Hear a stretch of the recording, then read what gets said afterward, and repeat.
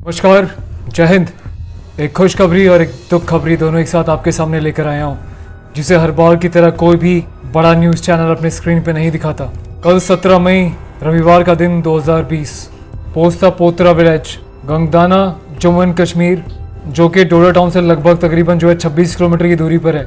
सूचना मिली कि यहाँ पे 2 से 3 टेररिस्ट छुपे हुए हैं, और ये जो टेररिस्ट थे काफ़ी नामी टेररिस्ट थे, जिनमें पहला नाम ताहिर अहमद भट्ट, ताहिर हिजबी के नाम से भी इसको जाना जाता था।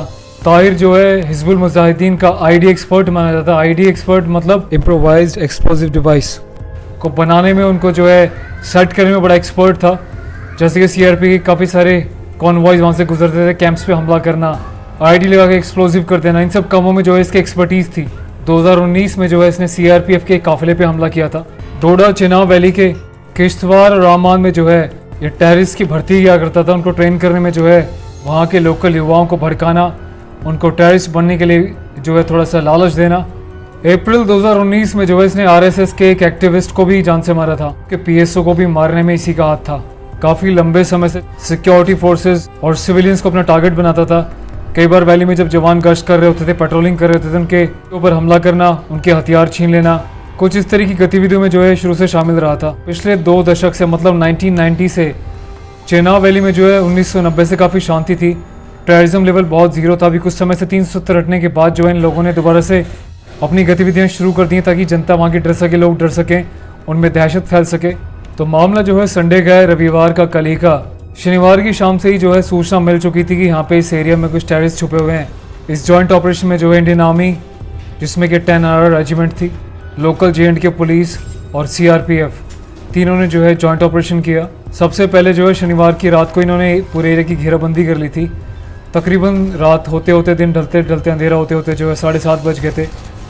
तभी जिस एरिया को इन्होंने घेराबंदी की है, जब ये पास तक गए तो ओपन एरिया को छोड़ के आतंकवादी सिविलियंस के पास उनके घरों में घुस गए, जो कि उनका बहुत पुराना हथकंडा है अपने आप को बचाने का, क्योंकि आर्मी या पुलिस सिविलियंस पे गोली चलाएगी नहीं, क्योंकि इनको बचाने के लिए बड़ी सावधानी से धीरे धीरे ऑपरेशन को आगे बढ़ाएगी। तो उसका बहुत फ़ायदा उठाते हैं टेररिस्ट, जाके घरों में छुप जाते हैं, लोगों को बंधक बना लेते हैं। कई बार तो लोगों से मिले भी होते हैं, तो वहाँ जाके छुप गए। उसके बाद जब इनको घेरा, पूरा कॉर्डन ऑफ किया गया, इनको घेराबंदी करी गई, तो राष्ट्रीय राइफल्स, पैरामिलिट्री और लोकल पुलिस का एक पूरा ग्रुप धीरे धीरे आगे बढ़ता रहा।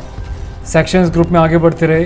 राष्ट्रीय राइफल्स 10 का एक सेक्शन है, उसको आर्मी लीड कर रही थी, जिसमें 5 राजपूताना रेजिमेंट के एक वीर, जो कि हरियाणा गुड़गांव के एक गांव से ताल्लुकात रखते हैं, ये भी उस सेक्शन का हिस्सा थे। नायक राज सिंह खटाना गुजर इसी सेक्शन का, इस ग्रुप का हिस्सा थे, जो दुश्मन की तरफ कदम फूंक फूंक के आगे बढ़ रहा था। जैसे ही दूसरी तरफ से गोलीबारी शुरू हुई, सब ने अपनी अपनी आड़ ले ली, अपनी पोजीशंस ले ली, प्रॉपर दुरुस्त शिस्त बना के सब तैयार हो गए। धीरे धीरे आगे बढ़ने लगे। अंधेरा बहुत ज़्यादा होता जा रहा था। तभी इनको अंदेशा हुआ कि ये लोग यहाँ से भाग ना जाएं। अंधेरे का फ़ायदा उठा के सेक्शन धीरे धीरे आगे बढ़ने लगा। इसी बीच राज नायक, इनके बारे में थोड़ा सा मैं आपको बता दूं। इस टाइम पे राष्ट्रीय राइफल्स में बिल्कुल सन्नाटा, बिल्कुल मायूसी छाई हुई है इनकी शहादत के बाद। ये दिल के बड़े ही जिंदा दिल आदमी थे, बड़े ही बहादुर थे।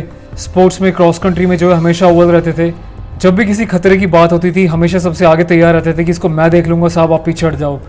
तो इनका जज्बा था, ये इनकी डेडिकेशन थी यूनिफॉर्म को लेकर, अपने देश की सेफ्टी को लेके, आप लोगों की सेफ्टी को लेके। एक दिलेर भारत माता का सपूत, जो कभी मौत से नहीं डरता था और दुश्मन की आंखों में आंखें डाल के उसको बीच में से चीर देने का गूदा रखता था। जब अंधेरा आगे बढ़ने लगा तो इसने कदम पीछे नहीं हटाए। ये हर एक कदम फूंकता हुआ आगे बढ़ता रहा, आगे बढ़ता रहा। जिस घर के अंदर टेररिस्ट छुपे हुए थे, ये बिल्कुल उसके दरवाजे खिड़की के बहुत करीब तक पहुंच गया। और जब इसने देखा कि वहाँ पे काफ़ी क्लोज एनकाउंटर हो रहा है, दुश्मन वहाँ पे भारी गोलाबारी कर रहा है, तो बिल्कुल क्लोज पहुंच गया और बिल्कुल क्लोज रखे बंदूक अपनी बिल्कुल पास से फायरिंग शुरू करी। इसी बीच एक आतंकवादी को वहीं पे ढेर कर दिया। और क्लोज एनकाउंटर के चलते इनको वहीं पे गोलियां लग गई। काफ़ी सारी गोलियां इनको शरीर में लगी, एकदम छन्नी हो गए, तभी वहाँ पे गिर गए। इसके बाद की स्टोरी किसी मीडिया हाउस को नहीं पता, ना कोई बताएगा, मैं आपको बताऊँ। उसके बाद इनके साथी थे लगातार कवर फायर देने लगे। उनको जब अंदेशा हो गया कि हमारा जवान गिर चुका है, तभी आतंकवादियों ने क्या किया, इनकी राइफल उठा ली, अंदर खींच ली। उसके बाद इन्हीं के हथियारों से उल्टा वार करने लगे। तो यहाँ पे मैं राष्ट्रीय राइफल्स, जिसकी जिम्मेदारी जम्मू एंड कश्मीर में टेररिस्ट का खात्मा करने की है, मैं साहब आपसे एक छोटी सी बात कहना चाहता हूँ कि जिस भी रेजिमेंट का, आर्म फोर्सेस का जवान आपके पास आता है, प्लीज़ उसको सबसे पहली सिखलाई ये दें कि टेररिस्ट आज नहीं तो कल पकड़ा जाएगा। सब्र रखे, पेशेंस रखे। नए नए जवान आते हैं रिक्रूटमेंट ट्रेनिंग के बाद, जो भी राष्ट्रीय राइफल्स में आता है आपके एरिया में, प्लीज़ उसको बोलें कि भाई पहले पेशेंस रखे, दुरुस्त आड़ ले, पेशेंस रखे। अरे 1 घंटा नहीं, 2 घंटा नहीं, 5 घंटे का एनकाउंटर था ना। 5 चीज़ें मैं कहता हूँ 10 घंटे, 12 घंटे, 24 घंटे चलता। कभी तो दुश्मन थक के सोता, हारता, एमुनिशन उसका जो है गोला बारूद कभी तो ख़त्म होता। पेशेंस रखते यार जवानों। में आपको एक बात बोल रहा हूँ, पेशेंस रखो, ज़्यादा जोश में होश मत खो, वरना टेररिस्ट का जो है ना ऐसी हौसला बढ़ता रहेगा। एक के बदले हम भले ही 10 को मारते हों, लेकिन हमारे एक भी क्यों जाए, हमारे एक एक वीर बहुत इंपॉर्टेंट है हमारी आर्म फोर्सेस के लिए।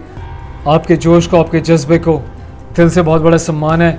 सिर्फ इतनी बड़ी कुर्बानी भारत का वीर बेटा ही दे सकता है, जो कि आपने दी है राज भाई। हमें आप पे गर्व है।